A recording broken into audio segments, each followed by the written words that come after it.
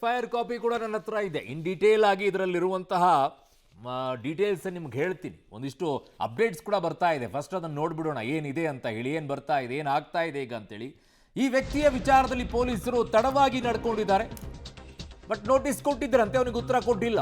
ಸಮೀರ್ ಬಂಧನಕ್ಕೆ ಬೆಂಗಳೂರಿಗೆ ಧರ್ಮಸ್ಥಳ ಪೊಲೀಸರು ಬಂದಿದ್ದಾರೆ. ಬನ್ನೇರುಘಟ್ಟದ ಜಿಗಣಿಯ ಹುಲ್ಲಹಳ್ಳಿಯಲ್ಲಿರುವಂಥ ಸಮೀರ್ನ ಮನೆ.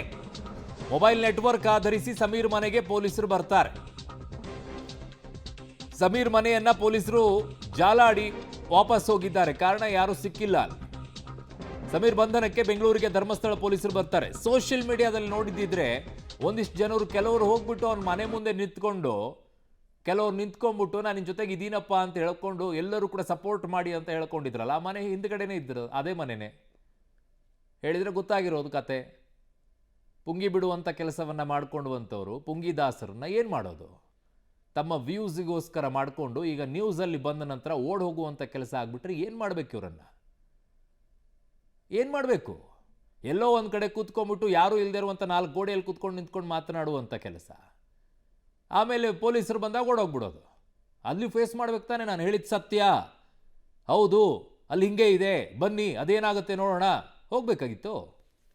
ನನ್ನ ಸಹೋದ್ಯೋಗಿ ಈಗ ಮುರಳೀಧರ್ ನನ್ನ ಸಂಪರ್ಕಕ್ಕೆ ಸಿಗ್ತಾ ಇದ್ದಾರೆ. ಮುರಳಿ, ಈಗ ಇಷ್ಟೆಲ್ಲ ಮಾತನಾಡಿ ಧೈರ್ಯವಾಗಿ ಏನು ಹೇಳಿದ್ದು, ಕಥೆಯನ್ನು ಹೆಣೆದಿದ್ದು, AI ವಿಡಿಯೋನ ತೋರಿಸಿದ್ದು.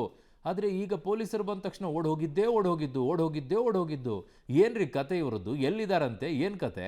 ಅರುಣ್, ಏನಂದ್ರೆ ಪೊಲೀಸರು ಈಗಾಗಲೇ ಪ್ರಕರಣವನ್ನು ದಾಖಲನ್ನ ಮಾಡಿಕೊಂಡು 3 ಬಾರಿ ನೋಟಿಸನ್ನು ಕೂಡ ಕೊಟ್ಟಿದ್ದಾರೆ ಅನ್ನೋದ್ರ ಬಗ್ಗೆ ಮಾಹಿತಿಗಳು ಸಿಗ್ತಾ ಇದಾವೆ. ಅವಾಗ 3 ಬಾರಿ ನೋಟಿಸ್ಗೂ ಕೂಡ ಯಾವುದೇ ರೀತಿಯ ಸಮಜಾಯಿಷಿಯನ್ನು ಕೊಡಲಿಲ್ಲ ಮತ್ತು ಅದಕ್ಕೆ ಉತ್ತರವನ್ನು ಕೊಡುವಂಥದ್ದು ಅಥವಾ ಹೇಳಿಕೆಯನ್ನು ದಾಖಲಿಸುವಂಥ ಒಂದು ಪ್ರಯತ್ನಗಳನ್ನು ಯಾವಾಗ ಮಾಡಲಿಲ್ಲ. ಯಾವಾಗ ಆ ಹಿನ್ನೆಲೆಯಲ್ಲಿ ತಕ್ಷಣವೇ ಪೊಲೀಸರು ಅವರನ್ನು ಬಂಧನಕ್ಕೊಳಪಡಿಸುವಂಥ ಪ್ರಯತ್ನಗಳನ್ನು ಮಾಡಿರುವಂಥದ್ದು.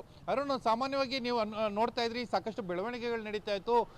ಈ ಪ್ರಕರಣ SIT ಅಂದರೆ ಧರ್ಮಸ್ಥಳದಲ್ಲಿ ಶವ ಹೂತಿಟ್ಟ ಪ್ರಕರಣಕ್ಕೆ ಸಂಬಂಧಪಟ್ಟಂತೆ SIT ರಚನೆ ಮಾಡೋ ವಿಚಾರಕ್ಕಿರ್ಬೋದು, ಜೊತೆಗೆ ಜನರಿಗೆ ಒಂದಷ್ಟು ಕರೆ ಕೊಡುವಂಥ ವಿಚಾರದಲ್ಲಿರ್ಬೋದು, ಸಾಕಷ್ಟು ಕೆಲಸಗಳನ್ನ ಈತ ಮಾಡಿದ್ದ ಅನ್ನೋದ್ರ ಬಗ್ಗೆ ಮಾಹಿತಿಗಳು ಸಿಗ್ತಾ ಇದ್ದಾವೆ. ಜೊತೆಗೆ ಸುಳ್ಳು ಮಾಹಿತಿಗಳನ್ನ ಆತ ತನ್ನ ಫೇಸ್ಬುಕ್ನಲ್ಲಿ ಅಥವಾ ಇನ್ಸ್ಟಾಗ್ರಾಮ್ನಲ್ಲಿ ಅಥವಾ ತನ್ನ ಯೂಟ್ಯೂಬ್ನಲ್ಲಿ ಮಾಡ್ತಾ ಇದ್ದ ಅನ್ನೋದ್ರ ಬಗ್ಗೆ ಈಗಾಗಲೇ ಸಾಕಷ್ಟು ಆರೋಪಗಳು ಕೂಡ ಕೇಳಿಬಂದಿತ್ತು.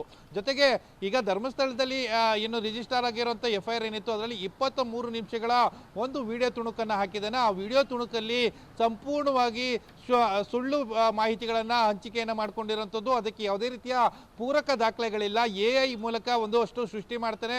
ಅಂದರೆ ಸಾಮಾನ್ಯವಾಗಿ ನಾವು ಈ AI ವಿಡಿಯೋದಲ್ಲಿ ಸಾಕಷ್ಟು ಜನರು ಅನ್ಕೊಂಡಿದ್ರು ಅದೇ ನಿಜವಾದ ಸತ್ಯ, ಆ ರೀತಿಯ ಸತ್ಯಗಳನ್ನು ಹೇಳ್ತಾ ಇದ್ದಾನೆ ಅಂತೇಳಿ ಪರಿಭಾವಿಸಿದ್ರು. ಆದರೆ ತನಿಖೆ ಆದಂಥ ಸಂದರ್ಭದಲ್ಲಿ ಆತ ಹೇಳ್ತಾ ಇರೋಂಥದ್ದು ಶುದ್ಧ ಸುಳ್ಳು, ಸಂಪೂರ್ಣವಾದ ಸುಳ್ಳು, ಯಾವುದೇ ರೀತಿಯ ದಾಖಲೆಗಳಿಲ್ದೇ ಆಧಾರ ರಹಿತವಾಗಿ ಈತ ವಿಡಿಯೋನ ಮಾಡ್ತಾ ಇದ್ದಾನೆ ಅನ್ನೋದ್ರ ಬಗ್ಗೆ ಸ್ಪಷ್ಟವಾಗಿ ಗೊತ್ತಾಗಿರುವಂಥದ್ದು.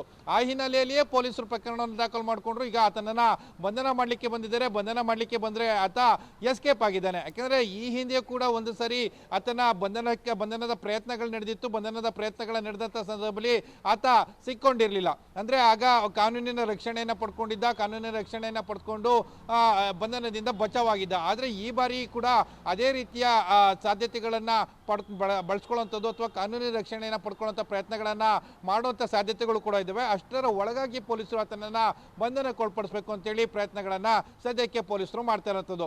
ಒಂದಂತೂ ಸ್ಪಷ್ಟವಾಗಿ ಗೊತ್ತಾಗ್ತಾ ಇದೆ, ಪೊಲೀಸರು ರಿಜಿಸ್ಟರ್ ಮಾಡಿರುವಂಥ FIR ನಲ್ಲಿ ಒಂದು ಮಾಹಿತಿಗಳನ್ನು ಉಲ್ಲೇಖವನ್ನು ಮಾಡ್ತಾ ಹೋಗ್ತಾರೆ. ಅರುಣ್, ಇಲ್ಲಿ ಜನ ಇಲ್ಲಿಯವರೆಗೆ ಯಾರ್ಯಾರು ನಂಬಿದ್ರು ಈ ವಿಡಿಯೋನ, ಅದರ ಬಗ್ಗೆ ಸ್ಪಷ್ಟವಾಗಿ ತಿಳ್ಕೊಳ್ಬೇಕು.